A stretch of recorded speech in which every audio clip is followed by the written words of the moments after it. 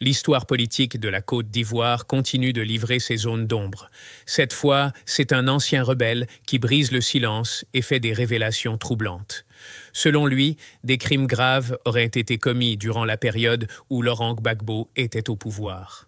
Des propos lourds qui remettent sur la table une partie de l'histoire récente du pays, une histoire encore douloureuse et parfois inachevée dans la mémoire collective. Que contiennent exactement ces révélations ?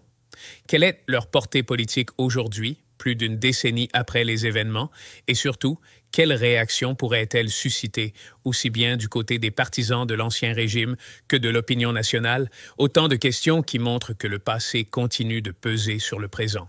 Écoutons ensemble ces déclarations. Famille, Gbagbo a toujours raison. Gbagbo a toujours raison.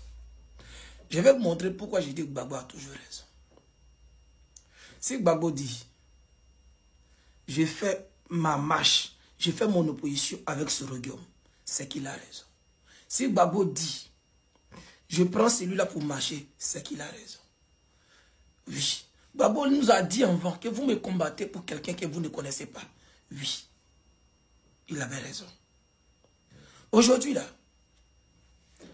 les gardiens du temple ont parlé. Ceux qui gardaient les rebelles à Bobo, à Nyama, se sont dévoilés. Au fait, quand on dit le nom, l'autre nom de Dieu, c'est le temps là. C'est ça qui est en train d'arriver là. Voilà. C'est le nom de Dieu du temps qui est arrivé, qu'on voit là. On va écouter une vidéo. Lui qui gardait les rebelles à Nyama a parlé. La vidéo là, la voilà.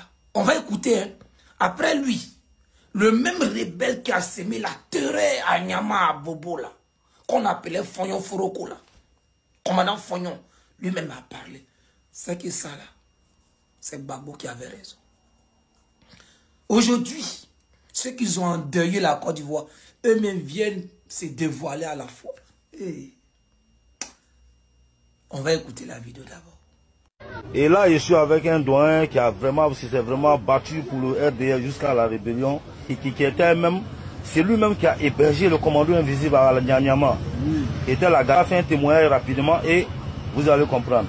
Allez, c'est parti. Vraiment, dans notre temps, moi, Abou Barek, je suis l'homme le plus connu dans tout Nyama. Tout Nyama au témoin. Y compris tous les cadres d'Anyama. Il n'y a aucun cadre qui est venu à Nyama sans passer par Abou Barek. Maintenant, dans le temps de Gbagbo, on a trop souffert. Moi aussi, j'ai trop souffert pour RDR. Et là, qui incitait Alassane, il a laissé Anyama. Gbagbo a fait son règne de 10 ans, sans mis pied à Nyama, c'est grâce à lui. Jusqu'à aujourd'hui, non, c'est pas Gbagbo. Tous ceux qui disent, et veut Gbagbo, ils n'ont jamais vu Gbagbo. Les enfants de 2000 ne connaissent pas Gbagbo. C'est pas leur cas. À ce temps, ils étaient dans le dos. Et quand le commando invisible venait à Nyama, qui l'a hébergé, comment ça s'est passé? C'est moi, Abou Barek, qui l'ai hébergé. Ouais. Grâce à mon petit frère, Maladji, dit la gâchette. C'est un gars aussi qui a trop souffert dans la rébellion. Mais on ne lui a pas reconnu. Ouais. Déjà, les RP aussi, nous avons oublié tous. C'est eux-mêmes, moi, ils sont entrés sous moi. Les desserts de Gbagbo, les miliciens, ils sont entrés. Ils ont mis ma tête à 200 000. Celui qui peut montrer à Abou Barek, moi qui n'ai Abou Barek, voilà, on va le tuer. C'est grâce à lui, tous les jeunes d'Anyama, ils prennent le vent, ils sortent pour prendre la rue. C'est à cause d'Alassane. D'ailleurs, même cette histoire d'Alassane, c'est pas pour Alassane seul. C'était tous les madins, c'était contre tous les djoulas. C'était un complot contre les nordistes. C'était un complot contre les djoulas. Contre les musulmans de Côte d'Ivoire. Gbagbo avait dans son temps, il va disparaître, faire disparaître à Djandé, à Bobo, à Nyama. Mais c'est Nyama qui en a souffert pour Alassane. On a attaqué Bédié. Quand Bédié, on a vu que Bédié ne veut pas d'Alassane. On l'a combattu. Bédié est quitté par le groupe de ID. C'était bien. Moi-même, je disais, moi, Guéoubert, c'est un envoyé de Dieu, c'était un terrex. Il nous a trahi. Bravo. Gbagbo aussi, par accident, lui, il a passé, il a rempli le pays, a tué tous les jeunes militaires de RDR, tous les jeunes militaires nordistes. Et si je dois dire, je ne suis pas à l'école. Bah, il faut parler, je parle comme ça. Celui qui va défaut dans mon français, il ne faut pas qu'il va se gêner. Nous, les jeunes, parmi nous, beaucoup ne sont pas à l'école. Les Français, là, ils ne comprennent pas nos langues aussi. Donc, là, c'est bien, mon frère. Tu sais, tellement que, quand tu as envoyé la rébellion, c'était un babou, c'est même babou là. On dit en mandingue, l'idée de se déchirer. Quand tu veux creuser tout, il faut faire deux trous.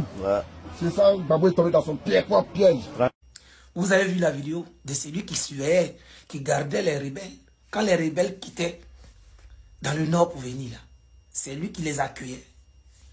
C'est lui qui les donnait les positions. Famille. Babo sait pourquoi il marche avec les gens. Si Babo dit je marche plus avec toi, c'est qu'il a raison. Babo dit marche plus avec blé goûté. On l'a insulté. On l'a traité de tous les noms. Aujourd'hui là, on voit. Famille, mettez-vous ensemble. Mettez-vous ensemble. La lutte de Gbagbo là, c'est vrai. Il est dans la vraie lutte. Gbagbo n'a jamais pris un point d'œil depuis qu'il est dans l'opposition. Ça fait 30 ans. Il a fait la prison à cause des Ivoiriens. Il est rentré dans l'armée par la force à cause des Ivoiriens. Oui. C'est de là qu'il a connu Guy Robert Asseguela. Aujourd'hui, là, plein de nos cadres qui sont là-bas, plein de nos ministres là, ils n'ont même pas fait l'armée. Ils ne connaissent rien.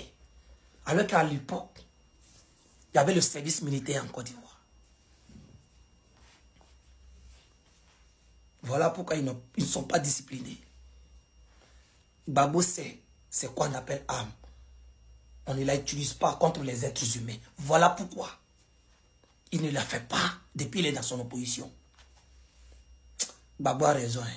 Babo a dit, je ne vais pas voir Simone Elivette.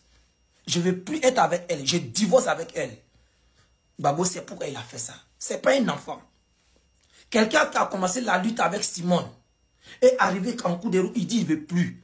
Mais on n'a qu'à se poser des questions. Pourquoi il dit il ne veut plus? Ce n'est pas un enfant. Il n'est pas dans la trentaine qu'on va lui dire, ouais, pourquoi tu fais ça?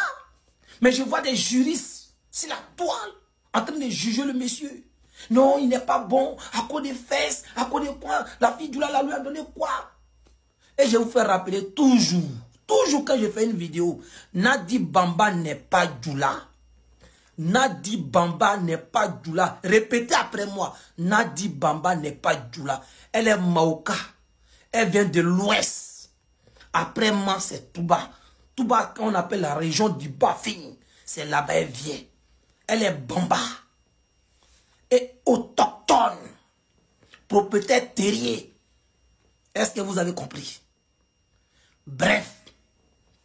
Si Gbagbo dit marche pas avec quelqu'un là, il sait pourquoi. Le vieux là, hey. Le vieux là, c'est un visionnaire. Le vieux là, c'est pas un envoyé de Dieu même. On n'a qu'à prendre soin des vieux là. Hey, tous ceux qui sont... Vous êtes là gâter sa lutte là. Si vous avez fait que la lutte de Gbagbo a échoué, vous allez regretter à vie.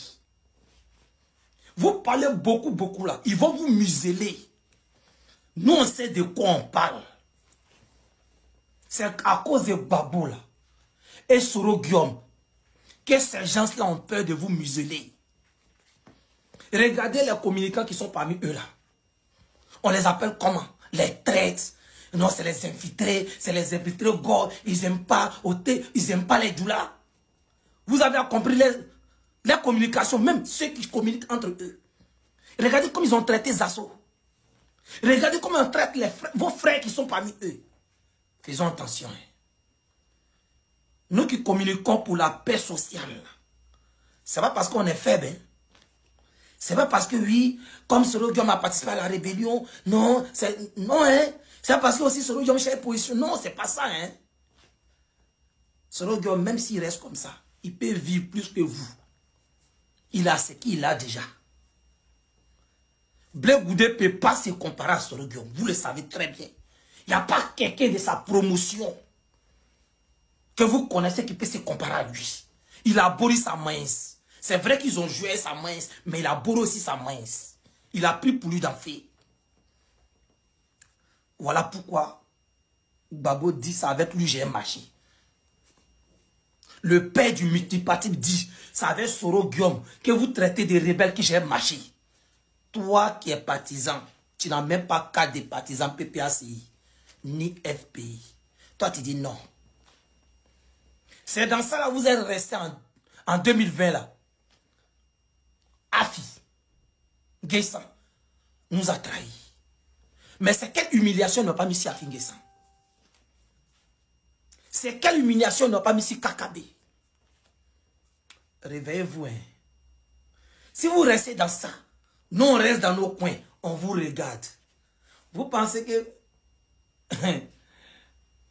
tous ceux qui sont là fait là pour pouvoir atteindre à la vie de Soro Guillaume là, vous pensez qu'ils peuvent? Soro Guillaume est trop intelligent que ceux-là. Soro Guillaume a dit un proverbe, vous n'avez pas compris. Le masque que j'ai habillé en brousse là ne peut pas m'effrayer en ville. Ça a beaucoup de signification. Comme vous ne réfléchissez pas pour aller loin là, ça veut dire j'ai été au cœur de quelque chose que je connais. Voilà pourquoi ils veulent la vie de Soro. Mais Soro dit, mes parents là, je ne les livre pas. C'est pas parce qu'il veut être président pour son ventre. Il veut unir la Côte d'Ivoire. Il veut unir la Côte d'Ivoire. La Côte d'Ivoire qui l'a tant blessé, il veut les unir. Mais vous là, vous ne pensez pas à ça. Hein. C'est Gbagbo, Nadi Bamba, Soro, vous êtes là insultés. Mais ceux qui ont trahi la lutte, ils sont là. Hein. Quand je dis que Gbagbo a toujours raison là, on va écouter une vidéo de commandant Fognon qui était à Bobo, qui a semé la terreur. Et aujourd'hui, il est venu se dévoiler à la toile. Famille, on va écouter la vidéo et vous allez comprendre beaucoup de choses. Bonjour les Ivoiriens et les Ivoiriens. C'est moi, on appelle Général Fognon.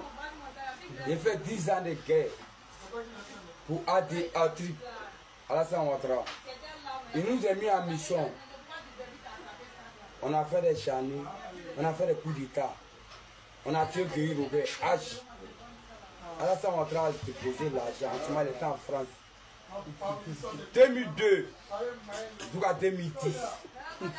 2010, chacun connaît que ouais, ça parlait de Général Fognon. C'est moi. Mais là, Alassane Ouattara et mon ADDR, si pas des chefs de guerre, moi, je ne me connais pas. Tous les chefs de guerre de l'armée là, ils me connaissent, m'appellent le militaire sorti. Le Bakaramoro, c'est moi. Il me paye. Il est Tibila. Il a Tibila, on l'a fait. On m'a fait comme un serait comme un puis a fait Jamanaka. Qui imagine que l'eau, fla l'eau, puis à quel âge? Quel temps? Quel est l'eau? N'en que ma woro a été volé. Allez là, accouchement gratuit. Il a entendu son nom d'une soutien. Au pétionnel comme un entendu frère, au pétionnel à micro puis. Au pétionnel qu'elle a, elle est le cousson.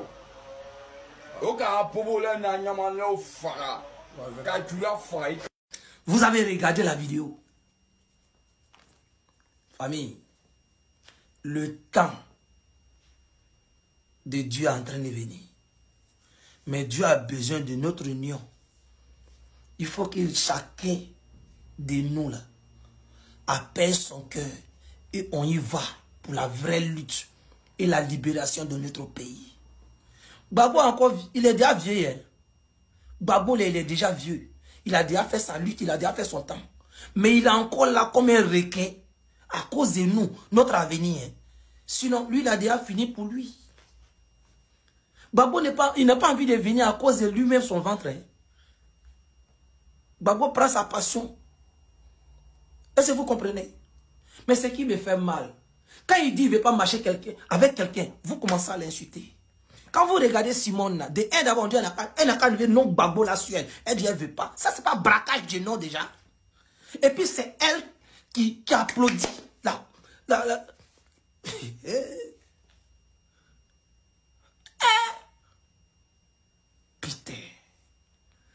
Mais vous êtes comment même? Vous êtes dans quoi?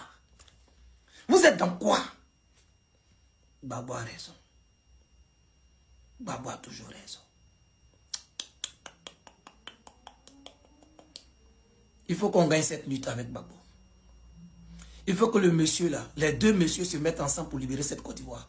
Gbagbo et Soro là, c'est une vraie lutte. Ces révélations viennent une fois de plus rappeler que l'histoire récente de la Côte d'Ivoire reste marquée par des zones d'ombre et des blessures profondes. Plus d'une décennie après les faits évoqués, les paroles de cet ancien rebelle risquent de rouvrir de vieux débats et de rallumer des tensions que beaucoup espéraient définitivement apaisées. Faut-il y voir une volonté de vérité, un besoin de justice ou bien une manœuvre politique dans un contexte encore fragile? Une chose est certaine, ces propos ne passeront pas inaperçus et viendront alimenter les discussions dans les jours à venir. La question qui demeure est la suivante. La Côte d'Ivoire est-elle prête à affronter son passé pour mieux construire son avenir ou restera-t-elle prisonnière de ses cicatrices? Restez connectés car ce dossier n'a pas encore livré tous ses secrets et d'autres révélations pourraient bien surgir.